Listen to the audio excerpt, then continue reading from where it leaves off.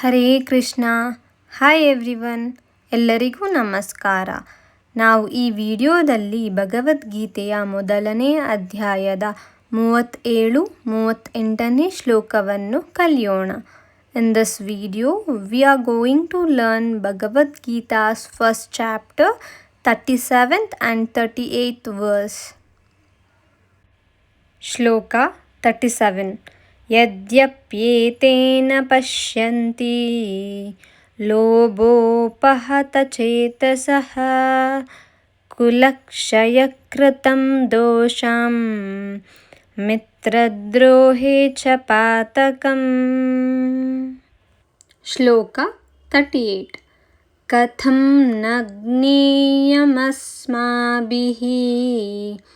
ಪಾಪಾದಸ್ಮಿನ್ ನಿವರ್ತಿತುಂ ಕುಲಕ್ಷಯಕೃತಂ ದೋಷಂ ಪ್ರಪಶ್ಯದ್ಭಿರ್ಜನಾರ್ದನ.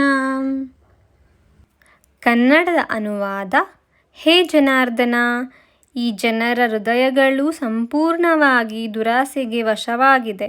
ತಮ್ಮ ಕುಟುಂಬದವರನ್ನು ಕೊಲ್ಲುವುದರಲ್ಲಾಗಲಿ ಮಿತ್ರದ್ರೋಹದಲ್ಲಾಗಲಿ ಇವರಿಗೆ ದೋಷವೇನೂ ಕಾಣುವುದಿಲ್ಲ. ಆದರೆ ಕುಲಕ್ಷಯವನ್ನು ಮಾಡುವುದು ಪಾಪವೆಂದು ತಿಳಿದ ನಾವು ಈ ಪಾಪ ಕಾರ್ಯವನ್ನೇಕೆ ಮಾಡಬೇಕು?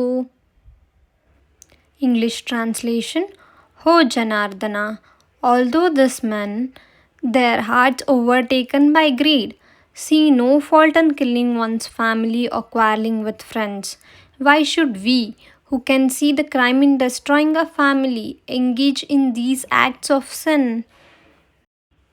Thank you so much for watching this video. Please do like, share, subscribe our YouTube channel. Thank you.